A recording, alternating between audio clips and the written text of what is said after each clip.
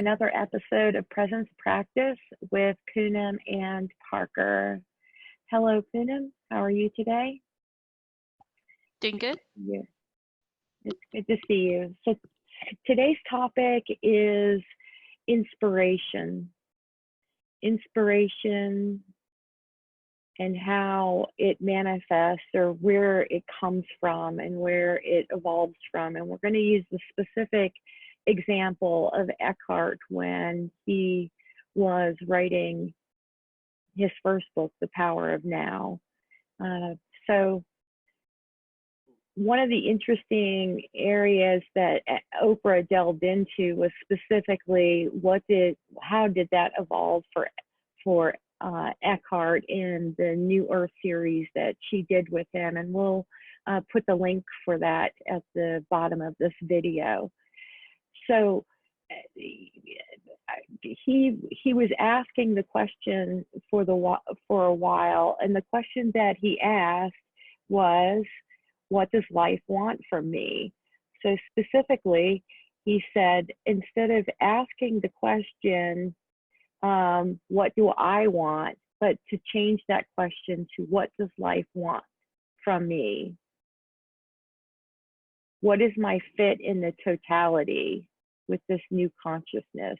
What is my place within the whole? So he was bringing this up, and it was silent for a while. He was doing what came next. That was his calling, to meet people in their living rooms and give workshops. He was still living in England. He was in Glastonbury, and he would do workshops also in London. And he said one morning, as we know in his book, he just knew he needed to move to the west coast of North America, which he thought was California.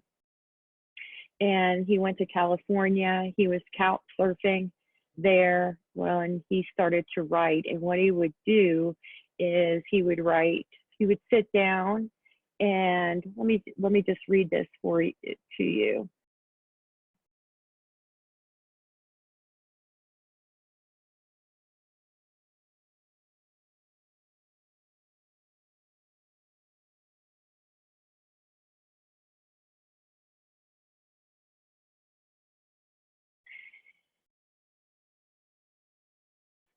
And so the book, would you sit and, write passages that come to you, said Oprah? Would you actively get up at certain times and say, I'm going to write today? Or would you know beforehand what would be written? He said, no, not knowing beforehand, but every day there was space for writing. Every morning until 2 in the afternoon or so, the space was set aside for writing. That was the writing space. And there were days when the flow was not very strong, so maybe only a few lines were written, or even none at all. So nevertheless, I always honored that space. He would sit and say, I am ready for the writing to happen. I'm not saying that the writing happened automatically. My mind was involved. It wasn't a channeled book as such. It was inspired, but not channeled. So it involved my thinking processes too. So what Eckhart did is he was demonstrating being and doing while he was writing this book.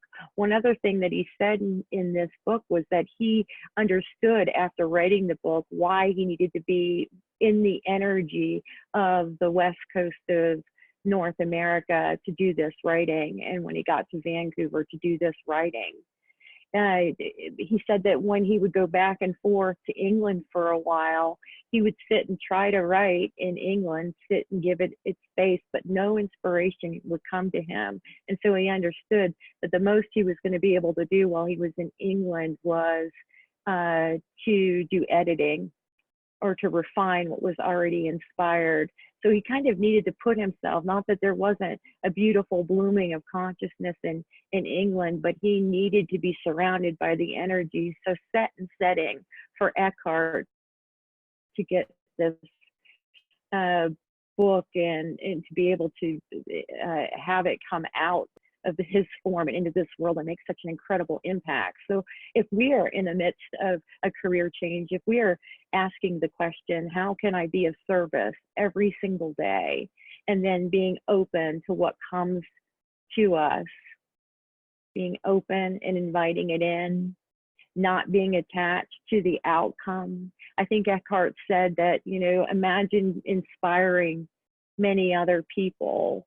Inspiration is certainly a different vibration from exciting a bunch of people, having a bunch of attention from people, being glorified by somebody. But if we can say, how can I be of service?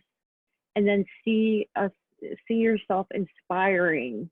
You could be the most beautiful seamstress, sewing garments, very, very present with each stitch that you make. And it's just as beautiful experience as painting a painting. There's plenty of thought-generated art that's out there in the world today, but anything can be an art form if we're in service to the present moment. If we sit in the space of openness, then everything feels pure and fresh. And that's where originality surfaces from. That's where quality comes in.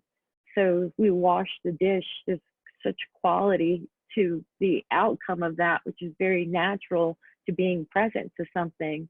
When you pet your dog, you're not trying to just soothe the dog, make the dog happy so the dog will leave you alone. So we can go back to what we were doing. You pet the dog. It's such a beautiful experience. We're not saying this experience is going to be better than this experience. The doing in the now is what is, right? We don't have to be in the now tomorrow. We be in the now right now. And let tomorrow take care of itself. Let what unfolds take care of itself, and allow that inspiration to come in. And I think the purity of that is really of what is created, is how well we're able to balance this being and doing. Eckhart was saying, this form, with the knowledge that it accumulated, was co-creating with spirit to write the power of now, because that's how it's coherent. That's how we are able to understand it.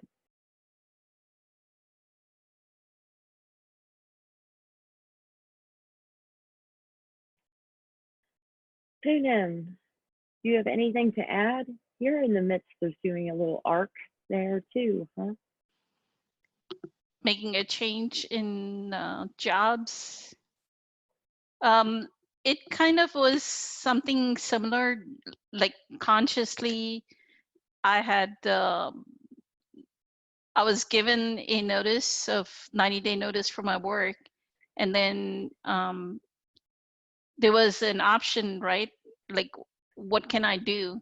And I actually chose to laterally move to another job where I know I can maintain that balance, that I can still continue my spiritual work and then work. If I were to go to a job that would pay me 20, 30K more, then I know by that time the balance would have been not in my favor.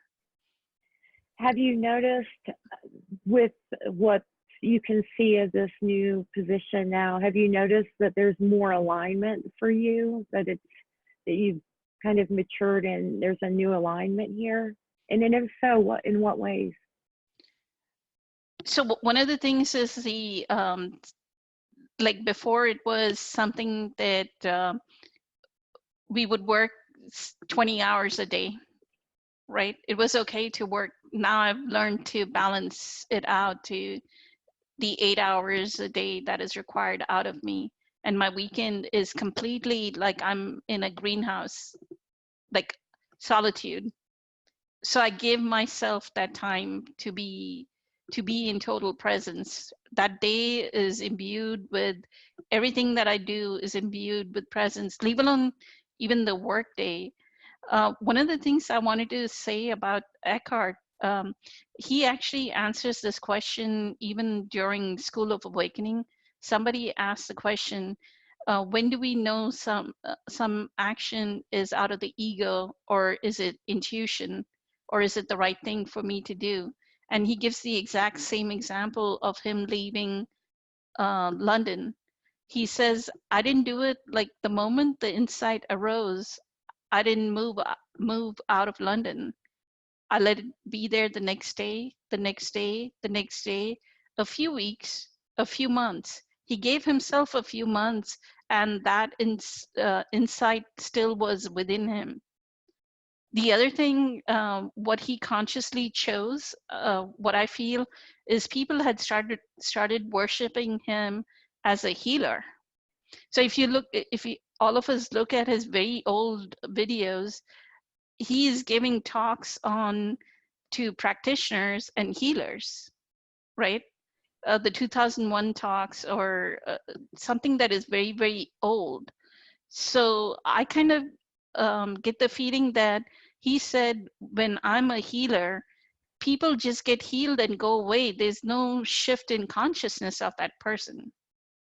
Or maybe they get the healing, like get a feeling of healing or make a shift at that moment, but they continue their egoic pattern. So that was not the right kind of teaching that needed to come out of him. So he consciously chose not to be a healer anymore, right? And change into, okay, I'm going to move to the US and I'm going to write this book. And that's why I think in A New Earth, he says something, inspired is in spirit and enthusiasm is in theos, in God. When our our potential is in spirit, aligned with God, you don't even know what that human is capable of. And Yes. when he was responding to this person for School of Awakening, he said he didn't care whether the Power of Now was successful or not. The joy he felt in producing the work was enough, right? So that is such a great example that all we need to do is feel joyful every day in whatever we are doing, right? Whether we are writing an email, creating a flyer, creating some, that's all. And as the joy flows, something else changes, something else comes through, some other insight comes through, some other intuition comes through, and we move in that direction. And it's not so much as the personality in us is choosing, the consciousness that is flowing through that human form itself, like we get out of the way. He says that, right? He's the window frame and the opening is the consciousness. So Yeah, be the what window comes frame. through it. Yes, yes. Beautifully said. I want to highlight something you said around the difference between a sustained call, like that, it feels like a calling, it's sustained, there's a steady stream of inspiration that comes from it, and impulses, which is those come and go. There's nothing wrong with them, but I love the way he defines that, and can really let you know, but the feel of it's very different too. I'm sure that the feel when he woke up that first morning and knew that he needed to move, and that's awfully vague for me. I've got to get up and move, but I do know that feeling of just feeling like something needed to be done and just going and doing it. And look at how much more, I didn't know that story about Eckhart being a healer, and how he recognized that there was an even more, a deeper healing that could happen, and a more pervasive healing that can happen. So he went and wrote these books, which we needed so much. I also like the way, his experience with writing the first book and the second book was the same. And if I can see, why it was necessary to do A New Earth after The Power of Now. I mean, A New Earth is really about identifying these pervasive egoic patterns, right? And where we're going with it, but mostly pointing out these patterns that so many of us, everyone can identify with. The pain body, role playing, labels, to extract these are discussed in The Power of Now, but they're laid out for us in these other teachings. it's also amazing to me that Eckhart has been doing these videos and writing and workshops. Seems, I mean, there's so much content out there, and even though the message is the same and very simple, there's just always these new ways that he expresses it. So a couple things I want us to, if you're in a space right now where you're climbing the bridge between one career and another career and you cannot see around the corner, have faith, sit tight, stay in your center, know that true voice, which is fresh and loving and kind, is moving you to a place where you are able to spread more thoroughly your clean, present, quiet, peaceful consciousness onto the planet. And we're all grateful to you for standing on that bridge, unable to see around the corner. I am, and we want to offer you solidarity